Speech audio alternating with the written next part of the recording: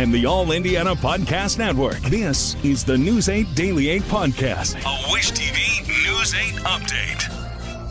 Hello, I'm Jeremy Jenkins, and this is your News 8 Daily 8 Podcast for Tuesday, August 12th. We begin in Indianapolis, where teens will have to abide by an earlier curfew with at least 3 more months. The City County Council voted to extend the new rules, and as we have reported, those policies were put in place over the summer after a spike in youth violence. The tighter curfew forces teens off city streets 2 hours earlier than state law. People under 15 must be home by 9 all week. 15 and 16-year-olds can stay out until 11 on Fridays and Saturdays. One change from the temporary order, 17-year-olds can now stay out until 1 on weekends. The council's leading Republican has also introduced a measure that would hold parents accountable. The parents know that this is actually coming. They don't get the citation violation on the first time. And then we're proposing fines of $500 on the second violation for the parent and fines of $1,500 on the third and subsequent violations. The council will decide later this year whether to keep the tighter curfew beyond 120 days. The council is also considering a new budget plan. Mayor Joe Hogsett proposed it during last night's meeting. Hogsett says the plan does not call for tax increases, but he says some agencies will have to cut back to keep that budget balanced. We had to ask our agencies to do more with less. But thanks to our strong fiscal discipline over the past 10 years, the city of Indianapolis will not falter. The budget will go through several reviews and revisions in the coming months. The first formal hearing is set for 5:30 tonight in front of the council's Administration and Finances Committee. The city's Office of Public Health and Safety says efforts to clear out the homeless encampment in Fountain Square will begin today. The deadline to move was yesterday. As of last night, our crews counted around 14 tents set up on Leonard Street. We talked to some of the people packing up. One woman said the city helped her find another place to live. It was a couple of days this weekend, everybody was getting frustrated, and it was just, but I think it's going pretty smoothly. The Health and Public Safety Office says since the closure notice was posted, service providers and outreach workers have continued to work toward connecting those living in the camp with the resources and accommodations. Over in Tippecanoe County, deputies have arrested an Uber driver for trying to kidnap a family. Investigators say 36-year-old Vernio Ganias picked up a woman and her 4 sons on Sunday. He was supposed to take them to the Tippecanoe County Amphitheater Park, but deputies say he drove them to a different park instead. When the woman questioned him, investigators say he locked all of the doors. The woman eventually unlocked a back door, got out with her kids, and called 911. The deputies later caught and arrested the driver for kidnapping outside a hotel. In Washington, D.C., Mayor Muriel Bowser says there is little she can do to stop President Trump's federal takeover of policing in the city. President Trump has declared a public safety emergency for D.C., citing out-of-control violence. City leaders disagree strongly with the reasoning, pointing out that crime has actually decreased in the last 2 years. The carjacking of a former DOJ staffer spurred the president's move, which has in turn prompted intense protests.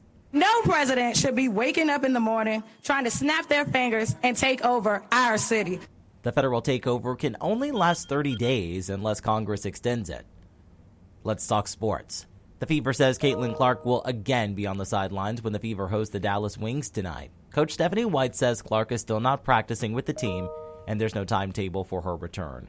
Clark was part of a Fever event yesterday that the Fever held with Special Olympians from Central Indiana. Also, there was the Fever's newest guard, Odyssey Sims, whom the Fever signed following season-ending injuries to Sydney Colson and Ari McDonald. My first day was great. I'm looking forward to many more great days.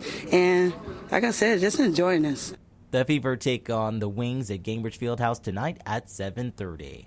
And when it comes to college football, it is almost here, and the Associated Press has both IU and Notre Dame ranked in the preseason top 25.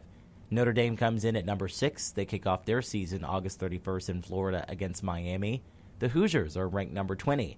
Their season starts August 30th at home against Old Dominion. Both teams are aiming to make it back to the college football playoff this year. And when it comes to the weather, it's been hot and steamy the past few days, and that will continue, but Storm Track 8 says we could see some relief. Meteorologist Ryan Morse has your News 8 Daily 8 forecast. We've gone a bit without a widespread rain chance. Today will be scattered, so not everyone picks up a shower or storm. But currently looking at Storm Tracker, we've had a couple showers struggling with drier air in western Indiana. we're going to have more activity starting to pop up on our map through the afternoon and evening hours, taking advantage of the peak daytime heating hours. And zooming in on some of these showers, one of these downpours doesn't look like it's weakening. It's in Sullivan County, just drifting into Clay County. Have to watch that cell. But past 24 hours, we're actually 2 degrees cooler than yesterday at this point. We've seen a couple high clouds from some of those showers that have been dying off to our west get into the area. Now, Futurecast will fast forward mid-afternoon. Much more action on our map, pop-up showers and storms expected as we're going through the evening. We'll have more drifting in from northwestern Indiana, as I touched on here. Not everyone gets a drop of rain, and there is a marginal 1 out of 5 risk of severe weather. That's primarily for the northern half of the state. So for today, dodging scattered storms through the afternoon, high temperature near 90, winds at about 5 to 10 miles an hour. I have us hitting 90 on the nose. Of course, these temperatures could be impacted depending if you get a downpour during some of the heating hours, 89 in Columbus and 89 in Muncie. We'll still have scattered rain chances around for tomorrow, but as we're going forward, brief relief on Thursday, hot weekend. Of more on the weekend forecast in just a few minutes. To get a peek at Ryan's full forecast, just head over to wishtv.com, or you can download the Wish TV Storm Track 8 app. And don't forget to check out our Storm Track 8 weather blogs. This has been your News 8 Daily 8 podcast for Tuesday, August 12th. I'm Jeremy Jenkins for Wish TV and wishtv.com. This is the News 8 Daily 8 podcast, a Wish TV News 8 update on demand. For even more, on demand and on the go. Connect with Wish TV on Facebook at wishtv.com and on the free Wish TV mobile app. Thank you for listening, and be sure to like, subscribe, and follow this podcast for updates every weekday morning on the All Indiana Podcast Network and wherever you get your podcast.